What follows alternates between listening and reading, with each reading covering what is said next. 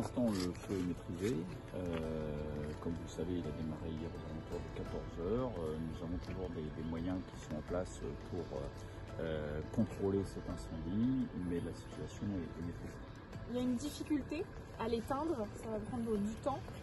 Éteindre un feu comme celui-là prend beaucoup de temps parce qu'on est sur un feu de masse, on est sur des feux de métaux qui nécessitent des quantités d'eau très importantes, et donc la stratégie à ce stade est de contrôler l'incendie mais non pas de chercher à l'éteindre parce que ce serait compliqué vu les quantités en présence.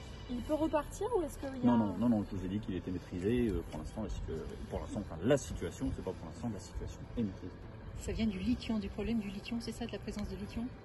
C'est pas le problème on est aussi sur un feu de masse, comme tout feu d'entrepôt. Vous avez une grande masse de combustible qu'il est très difficile d'éteindre pour aller au cœur du foyer. Donc il faudrait des quantités d'eau très importantes. Le fait qu'il y ait des batteries au lithium, bien entendu, ne favorise pas l'extinction, mais c'est pas la situation si déterminante que ça, c'est aussi un feu de masse.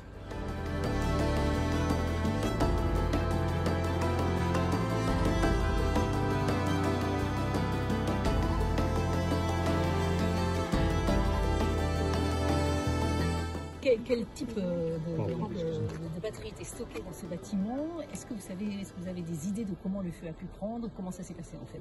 Alors le site ici est uniquement un site de stockage de batteries lithium-ion. On va retrouver des batteries de téléphone portable, ordinateurs portables, on va retrouver même quelques batteries de véhicules électriques.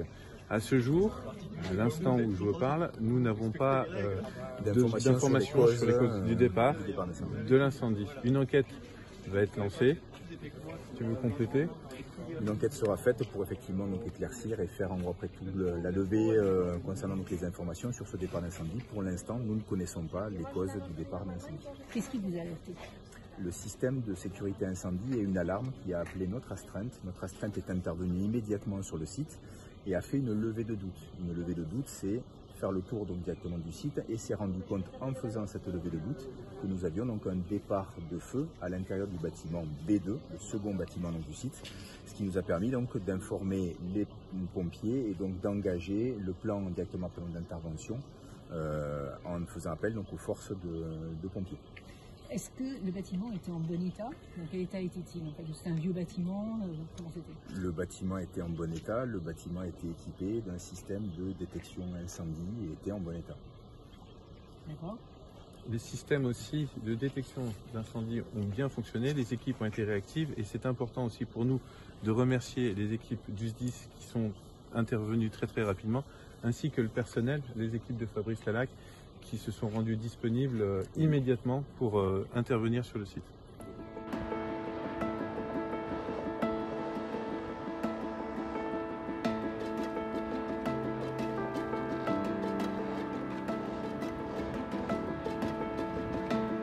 Des mesures ont été faites, des mesures objectives. Nous avons fait intervenir la cellule risque chimique du SDIS d'Haute-Garonne. Le bataillon des marins-pompiers de Marseille est venu cette nuit pour faire 5 points de contrôle.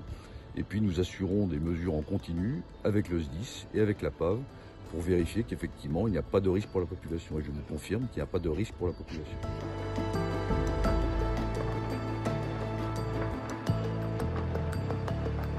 Malgré les paroles rassurantes du préfet, nous ne sommes pas rassurés. Au contraire, nous sommes très inquiets. Et vous l'avez dit d'abord par ce site de la SNAM, qui apparemment n'était pas des plus surveillés, qui est en bordure d'un ruisseau qui a dû recevoir les eaux d'écoulement de l'extinction de l'incendie. Il y a des déchets de l'incendie partout, à des kilomètres à la ronde. On ne sait pas si ce sont des déchets des batteries lithium ou si ce sont des déchets du bâtiment.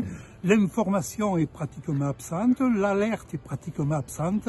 Il y a beaucoup de lacunes dans le dossier industriel de la SNAM, mais aussi plus généralement du bassin de Decazeville. Et comme vous l'avez dit, nous sommes inquiets de voir toutes ces entreprises qui sont limitrophes, par exemple la SNAM qui va être limitrophe du futur projet Solena de centre de traitement et de stockage de déchets. L'activité déchets, c'est l'activité la plus accidentelle en France. Voilà. Et donc on met des entreprises qui font des déchets côte à côte. Et tout ça au milieu d'une ville à 300 mètres des premières habitations. Pour moi, c'est pas normal, quoi. Et puis on ne tient pas compte surtout de la vie des gens, des riverains, des gens qui habitent ici.